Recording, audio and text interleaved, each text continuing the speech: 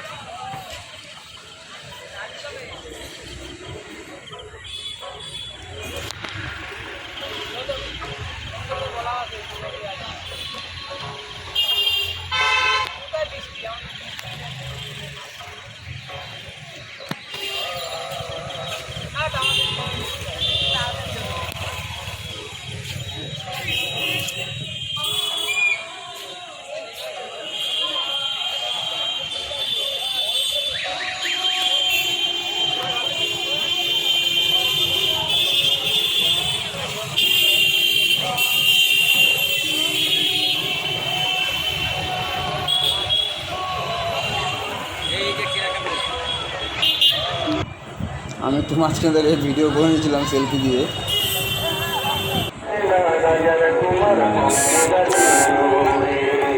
এটা হচ্ছে 8 নম্বর থানার পাশে।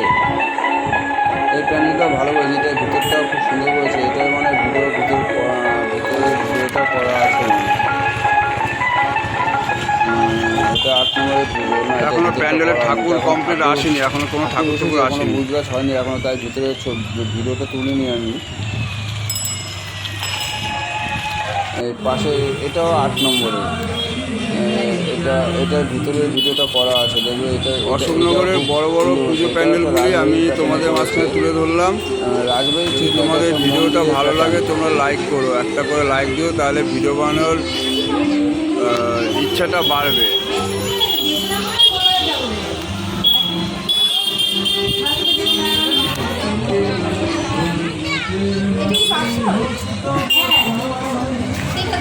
দেখো তোমরা 8 নম্বরের পাশাপাশি দুটো পুজোই ভালো হয়েছে। এবার আমি ভিতরে যাচ্ছিলাম, দেখো ভিতরের ভিডিওটা করা আছে, এটা ভিতরটা সুন্দর করেছে। এটা একটা মণিপুরের রাজবাড়ির আদলে করা প্যান্ডেলটা।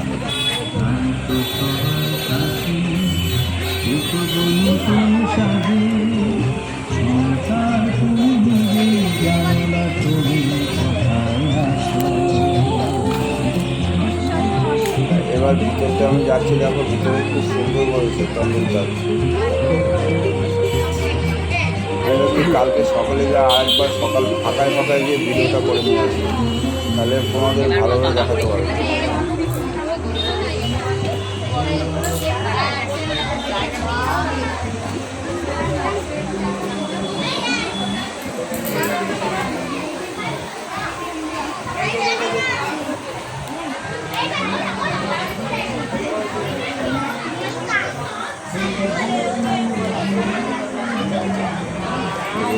ভিতরে দেখো তোমরা কত সুন্দর করেছে, ভিতরে কারুকার্যগুলি সব স্ট্যাচু করে, দেয়ালের মধ্যে স্ট্যাচু টাইপের করা, উপরটাও খুব সুন্দর করেছে। তোমরা দেখো ভিডিওগুলো দেখবে। এটাও 8 নম্বরের থানার পাশে।